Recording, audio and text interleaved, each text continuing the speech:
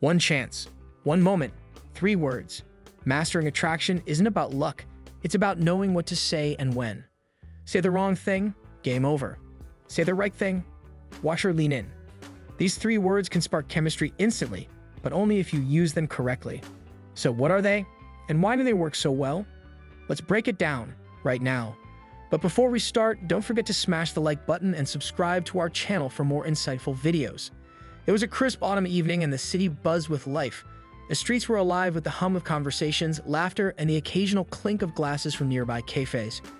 I stood there, leaning against the railing of a small bridge overlooking the river, my breath visible in the cool air. My heart raced not from the cold, but from the weight of the moment. I was about to do something I'd never done before, something that would change the way I saw relationships forever. I had always been the kind of guy who struggled with words. I wasn't the smoothest talker, nor did I have the charm of a movie star. I was just me. And for the longest time, I thought that wasn't enough.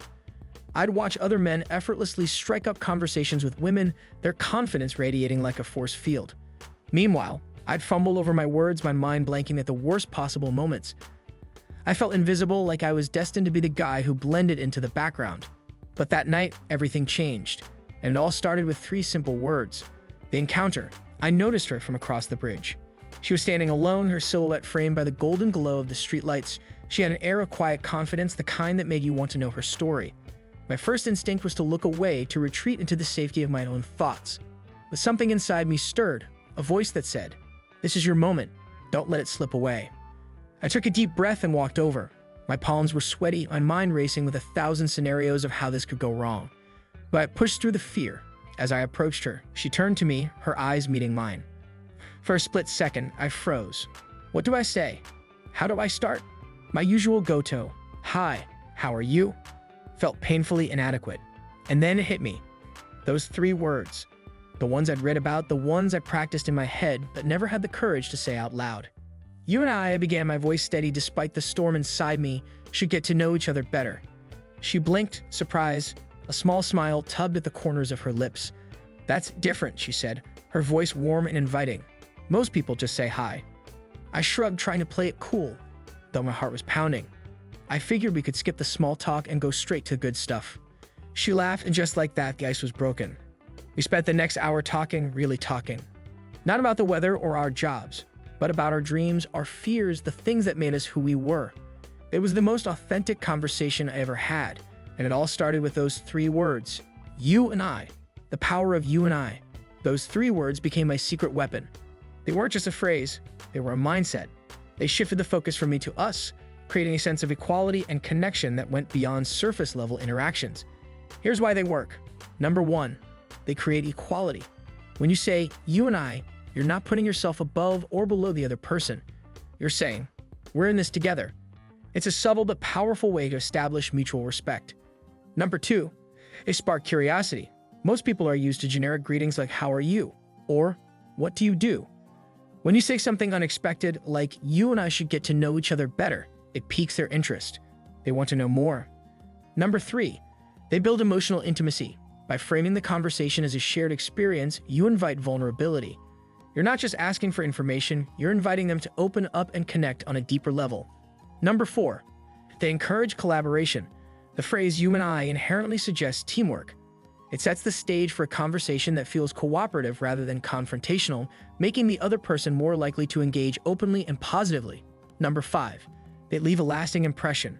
In a world full of routine interactions, using you and I stands out.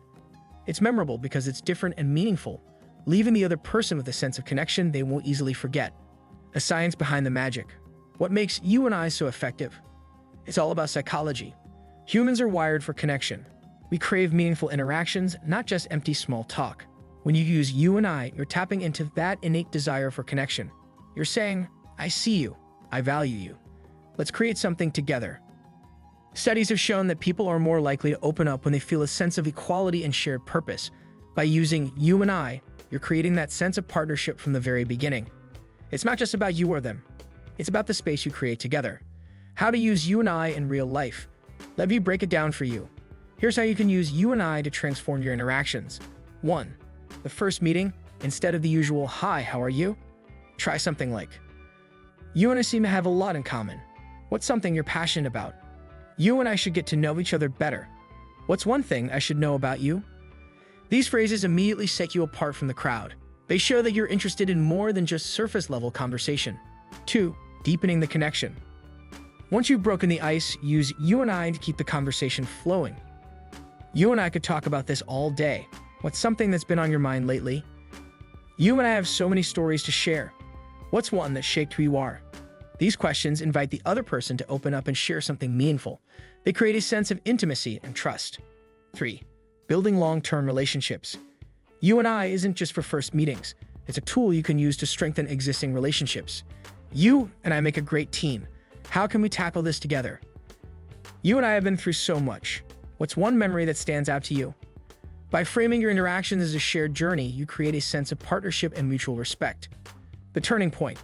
Back on the bridge, as the night deepened, I realized something profound. It wasn't about being the smoothest talker or the most charming guy in the room.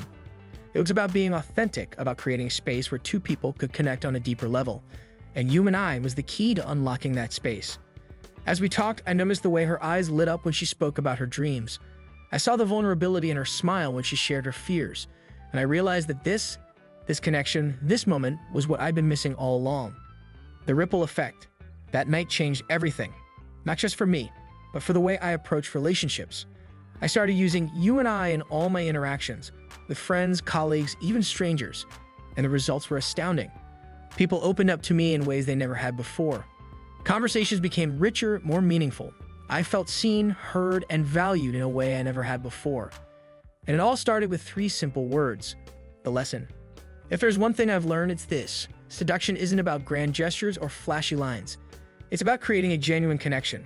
It's about seeing the other person, really seeing them, and inviting them to see you in return. And sometimes all it takes is 3 words to make that happen.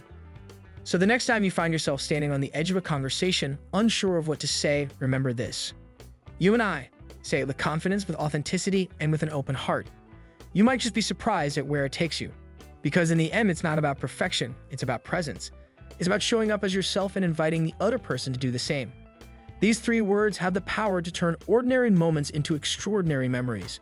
So take a chance, say them, and watch as connections unfold in ways you never imagined. The end, or is it? As I walked away from the bridge that night, I couldn't help but smile. I didn't know what the future held, but I knew one thing for sure. I had found my voice. And with it, I had found the power to connect in a way I never thought possible. So what about you? Will you dare to use those 3 words? Will you take the leap and see where it leads? The choice is yours.